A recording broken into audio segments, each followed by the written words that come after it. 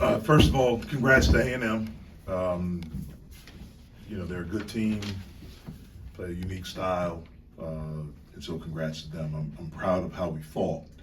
Disappointed in the loss. I thought we did a lot of really good things to be in a position to win the game. 6 minutes, 23 seconds left. We're up 4. We've got to be able to close in that situation. We have to have the mental stamina and the physical stamina to be able to make better decisions offensively and defensively in those situations, which we did a lot from the 12-minute mark of the second half when we were down 12 until that moment. But kudos to them because they made us pay.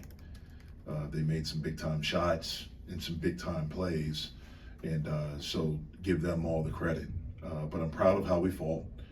We put ourselves in a position where we had an opportunity to win a basketball game against, a team I think is a good team, but we didn't do enough to do that. Questions from Nojus? I guess at the start of the second half, it seemed like you guys handled the press pretty well in the first half. What made it more difficult, especially at the start of the second half? Yeah, I feel like they just picked up the pace a little bit. They threw the first punch in the second half, and I feel like that's how we went down a little bit. But yeah, we just gotta keep being poised in those moments, taking care of the ball, and I feel like if we do that, we'll be in a better position. Nojus, you guys were down by 12 in that second half, but then string together a 16-0 run. What just changed for you guys that allowed you guys to get that going? I think we just played our game, stayed aggressive, and on the defensive end, I feel like that's where we took a step, just not allowing guys to be comfortable. And yeah, we feel like we just played better on defense in the second half in that little run, but we got to do that for the whole game if we want to win. So. Is that one of those stretches that can, I'm sure coaches always say defense leads to offense. Is that one of those stretches that kind of emphasizes that point? Yeah, I feel like, those defensive stretches, we got to learn how to do that for 40 minutes. You can't just go up and down and runs. We got to play a perfect game, I guess, and do that for the whole game. So, yeah. Was it more defense that didn't allow you to finish, as Coach was saying, in the last 6? Yeah, and just some turnovers that we could fix, and just we got to be. They did a good job. They finished strong, and we just got to be better than that. So. But Nojus, you just scored 20 points against Ohio State. They get 15 tonight. Was there an attitude coming to this game that I need to make a statement? I need to go and show people that I can do what I can do. Not really. Just my teammates found me. I was open, took the open shots, and just stayed aggressive. So that's really not an objective. Thanks, Nojus. Thank you. Take it off. Thank you. Question for Coach.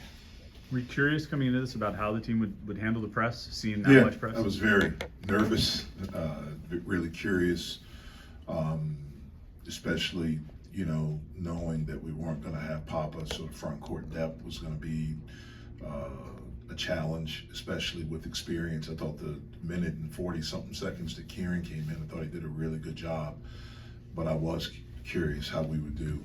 I thought the first half we handled it well.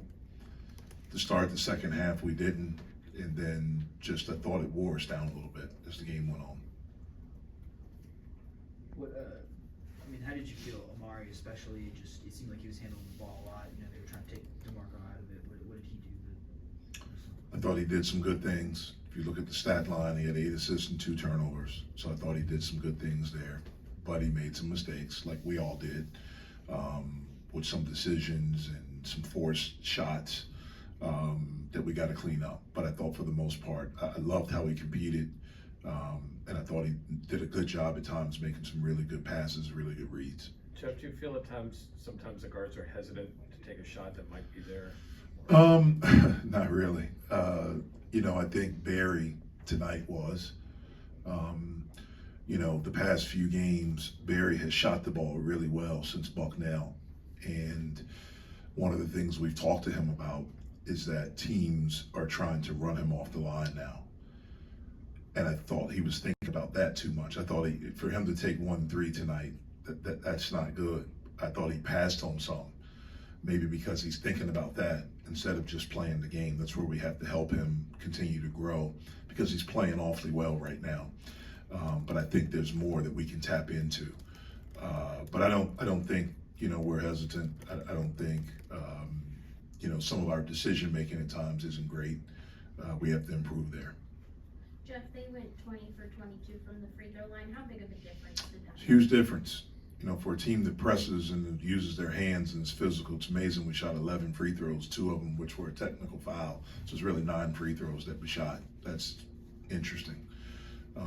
Usually when a team presses and picks up and is physical like they are, I thought we drove, I thought we, tried to do some things, but, credit to them for making 20 of 22. We have to get better at the foul line. I know it. We try to work on it. It's a way to stop runs. It's a way to extend runs. We had some big misses, but we have to continue to get better at that. I guess when you're looking at Barry, I mean, he might have been hesitant from the three-point line, but rebounding seems like he was everywhere. Yeah, he played great. Like, that's what I'm saying. Like, I just think it's more. He played terrific. He was outstanding. But we want him shooting more than 1-3 in a game. Stamina is, mental and physical is something you mentioned after the West Virginia game as well. You're here tonight. I guess, is that something that can be developed in practice, or does it have to be the guys playing a lot in games? I think both, but we have to have bodies for practice. We've been, banged up a little bit, and, guys not able to practice. And so it's tough, right now in practice, just because every day I don't know who I'm going to have. And, we've had times where we've had 9, 8. And so, it's tougher to do it in practice. We try to simulate it with some non-contact things because, certainly we don't want anyone else to get injured. And we lose some guys and have some, guys aren't having time. Like Beaver's practiced twice and then he played today. And so he's not going to have the stamina because it's not like we're working our butts off in practice, but we have to be mindful. I have to be mindful of everything that we're doing. But to me, it's the mental stamina, it's the toughness, it's the, when we get down, like we have to be able to body like all of those things go into it, like where you got to get out of it. And we did. Like I was proud of that. Like we really did. Like we were down 12 and all of a sudden we're on a 16-0 run, and the little bit of the crowd that we had was good and there was energy. And there's a timeout, I think, during that time, and we talked about finishing. And during that stretch when we came back out, we run into a screen and Dominguez gets a 3. Like we can't run into a screen. We did an unbelievable job on him in the first half, and we didn't do a good job on him in the second half. We have a couple of turnovers, which leads to him getting a 3, offensive rebound. We don't stay in front of a guy. It's all of those things that you gotta lose yourself into. Just win, man. Just making plays to win instead of I can't make a shot, or man, I haven't gotten a shot, or all of those things. That's what I mean, where we collectively as a group have to grow. I mean, even your question, like Nojus didn't score last game, like we won last game. Like, but that's what I mean. That's what these kids deal with. And that's what we're trying to get them out of. Like, it should strictly be about winning, not about how many points you got. And that's fighting human nature, because that's the biggest thing. But, the really good teams, and I've coached some really good teams. I've been a part of some really good teams. I think this team has a chance to be a good team, but it won't be a good team unless everyone's mindset is on how do I affect winning. I'm not saying we aren't.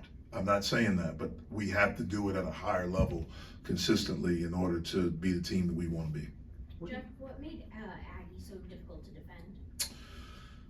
They do a really good job with him. At times in the first half, we switched. One of the big things is that we wanted to try to take threes away. They're averaging 12 made threes a game. They're in the top 5 in the country in attempts and makes. And they really, really do a great job of that. So we didn't mind giving up some of the twos. That was part of our strategy. The last 4 games, they're averaging 102 points per game. For the season, they're averaging 94, 93.6. And so we felt like if we could keep them in the 70s and low 80s, that would give us the best chance. And the best way to do that is to not turn it over. That's where they get threes. And then to stay out of rotation, so to contain dribble penetration, because most of their threes come off of passes, off of dribble penetration, and in transition. And so part of it was strategy to maybe give up some not just give them up, but if they're making twos, that's keeping them away from threes. But he's a good player. He's an older guy. He's a 5th or 6th year guy. Was a really good player at USC last season. Averaged almost 10 points a game, about 6 rebounds. The last 10 games of the year, he was about 15 and 9. So he's older. He has experience. He's good. He's got a great competitive spirit about it, it seems. Coaching against him, seeing him out there, seeing how he communicated with his teammates. And he seemed to be all about winning, because I've seen games where he hadn't scored that much, and he's been the exact same guy. And so that's a good guy to have on your team. Where do you think Roman's at right now as far as developing a little more consistency from long range and at the cherry stretch? Yeah, well, he's in his head. He's a freshman. Everything's extremely fast for him. Again, he's a freshman that didn't have a summer. All of this stuff is new. Like you've heard me say over and over, he didn't get here until the end of until the second week of September. And so he's been with us doing this just for a couple of months. I think he's fatigued already. Most freshmen hit a wall. Normally it's around January. For him, I think it's hit him a little bit right now. Partly because this is the first time he's done basketball exclusively. Basketball has always been the secondary thing for him. His main sport was rugby. And so all of this is new for him. But I thought he did some good things in the second half for us. Finished, he did some really good things against Ohio State. He's a good player. We just have to help him continue to get better and not get down on himself. You've obviously coached against guys you recruited before, but I think this might be maybe the first time you've coached against somebody who played for you. I mean, how was it seeing Fetty? Yeah, this is the second time coached against Noah Collier when he was at William and Mary. It was fine. I mean, I root for Fetty. He was a big part of us changing, what we did here. And, the last 3 years we're 4th in the league in wins. Not a lot of people know that. Fetty was a big part of 2 of those teams, and probably the 2 best teams. Last year we were good until we got hurt, but Fetty was the anchor on that team 3 years ago, and then 2 years ago with Bob and Blake and Lowe and those guys. And so Fetty will always have a special place here in our program with me. I'm glad our fans treated him well, because he was a fan favorite when he was here. And I have rooted for him when he was at Texas Tech, and I didn't root for him tonight, but I'll root for him the rest of the year. I hope great things happen for him. Thanks, Coach. All right.